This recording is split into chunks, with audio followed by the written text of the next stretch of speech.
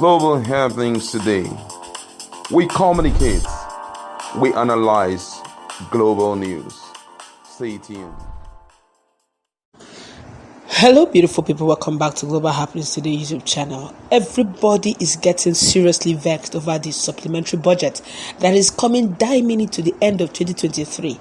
Most especially Peter Obi, who have decided not to keep calm anymore. You know, he's a gentleman, but he have decided that look, if Nigeria must be saved, all hands must be on deck, and he's keeping real serious checks on this government. Remember, in his last world press conference, he did say now he is in the main opposition and is definitely going to give them run for their money, and he has begun already. If you see what he said about the issue of the supplementary budget, Nigerians really need to ask questions right now. It's getting really messy. But before we go to the news proper, kindly subscribe to our channel by clicking on the right subscribe button. Beside it, you see a bell notification icon. Please go ahead, click on it to get notified as soon as you update our channel on YouTube. And of course, before we quickly go into the news, the government have also decided to slam back on Peter Obi. It's getting interesting. Now, according to Peter Obi, I quote, observations on the supplementary budget. A supplementary budget is a budget made for very important national welfare and the needs of the people which were not captured originally in the main budget or do not have adequate funding. Admittedly, some items in the current budget may not have taken into consideration the needs of a new administration, but it is expected that a supplementary budget this late in the financial year should reflect mostly urgent items of national welfare. Sadly, the most pressing national needs and emergencies have not featured in the supplementary budget that was just announced by the government. For example, the United Nations and World Food Programme have recently alerted that up to 6.5 million Nigerians will go hungry next year. This number is largely from among citizens in Sokoto, Adamawa, Borno, Yobe, Zamfara, and many other states. A caring government, in order to plan for the mitigation of such pending catastrophe, can request for supplementary budget and the provisions to cushion those under threat. No item of urgent social welfare has yet featured in the supplementary budget being orchestrated by this government. Instead, the items being made to dominate public discourse on the budget include a mysterious presidential yacht, presidential jets, the furnishing of already lavishly furnished presidential quarters, and offices, fleets of luxurious SUVs, to mention but a few. This portrays a government that is totally uncaring and insensitive to the suffering of the majority and indifferent to the mood of the nation. The government's overall attitude does not indicate that it is aware that the country is in a huge crisis, nor is the government in tune with the plight of the generality of our people. Even worse is the fact that most of the funding for those profligate expenditures will be largely borrowed. The least that Nigerians expect from the government at this difficult moment is empathy and realism, not lavish indulgence. Peter Obi. And of course, my colleague is here to give the reply that the government gave to Peter Obi.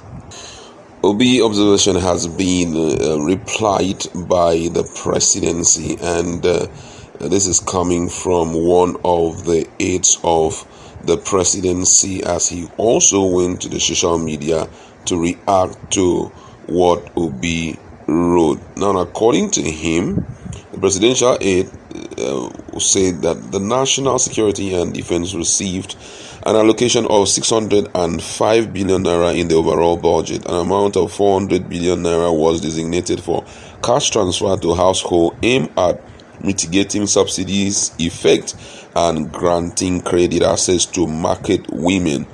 210 billion naira was earmarked for wages award for federal government workers. 200 billion naira was set aside for agricultural input and infrastructure, including support for dry season farming beginning next week. 300 billion naira was allocated for the construction of roads and bridges nationwide. 100 billion naira was dedicated to critical infrastructural projects in the Federal Capital Territory. 10 billion naira was allocated for student loans scheduled to commence in January. Sir, to establish a credible opposition, it is essential to perform due diligence before criticizing government's action moving forward. So what this guy did here was to take out time, spell out some of the things that are really people oriented in the budget, supplementary budget. And the person who reacted to it is presidential aide to Buhari, Dada Olusegun. That's the name of the person. What he says, that the Obi should next time try to perform due diligence before he criticized the government. So looking at all of these, Nigerians have reacted to it. All right, but let me beg to differ here a little. I believe here that Peter Obi, what he's doing right now is keeping them on their toes. Usually the government we know, APC government we know, is that they don't usually explain to Nigerians. They just go borrow, and the next thing you hear is it has been done, concluded, and the next thing you hear is that money that I borrowed has finished, they need another tranche. If Peter Obi did not mention the issue of them being occurring and why they should have done other things, but with the help of Peter Obi, we are beginning to get accountability, at least. Other issues, they would have just, as their usual manner, do their thing. They don't really they don't care. Whenever, after all, they're in government, who questions them? During their campaigns, they do not have any town hall meeting with anyone. So they spend as they like. At least we're getting a bit of accountability. Even though we're not even sure how they will still eventually, spend the money. They only said, okay, we're going to use this for this, use this for that. If it will eventually get to the end user, it's what we cannot tell. A typical example is that issue they are talking about, transfer. That money is huge. About 400 billion for transfer. Who are these people that are going to transfer? Yes. And how is it possible? For me, I think what Peter Obi should emphasize on is for him to use, him and Atiku should do a good work as main opposition by demanding for accountability on that show us the account number. This nonsense of just giving people money by hand, there's no accountability to it. Let they be, okay, from this state, these are the number of people we've made, and we are crediting these monies into their own account. It says they should have a bank account. You understand? And when you come, you individually microfinances everywhere.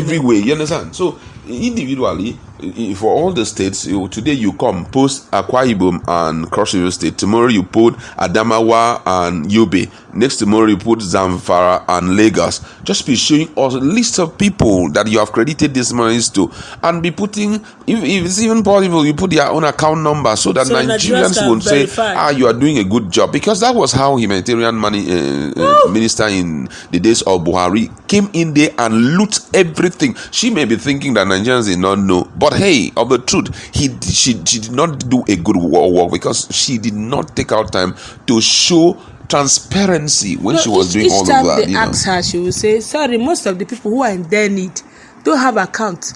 They're in remote areas.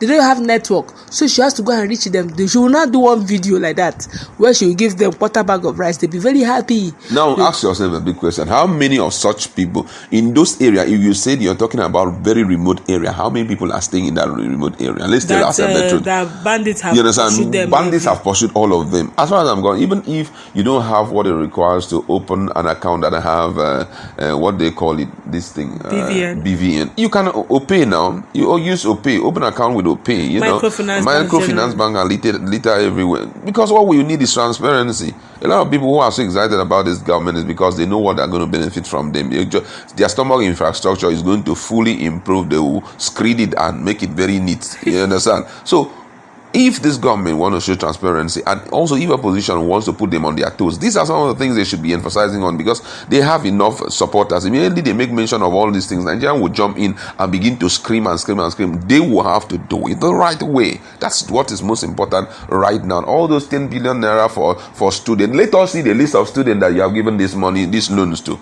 If you are telling us agriculture, that dry season is about to set in and you want to give money for dry season farming, show us who are the farmers who are going to, and those kind of farmers, for me personally, we should don't just come and large say scale farmers. Thank you very much, government are giving me this. Let's see the farm. Let's see the farm. You understand? Let's see the farm. That's what the duty of this administration. And I feel with that will go extra mile, at least in solving some of the social welfare issues of Nigerians. I guess that's going to wrap it up. Let's put it up.